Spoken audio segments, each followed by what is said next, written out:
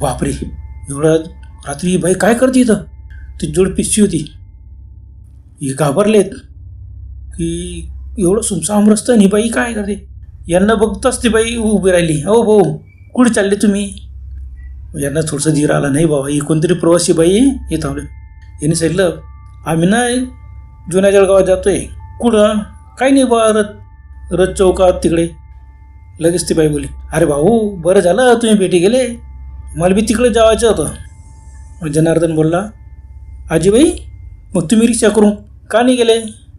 अरे काय बाबा, रिक्षावाले वगैरे माथी गेले, मला एकटी दुकटी बाई पैसे ना, कोणी 300 रुपये सांगे, कोणी 250 सांगे, चक्की गेले ते. मग मी विचार केला, माझ्याच गाव आहे, मग काय घाबरायचं, चला निघित आलो बो. मग बरं, तू कुठून आली? अरे बाबा, मी पण ना 40 गावावरून बसली. असं कुठं निघा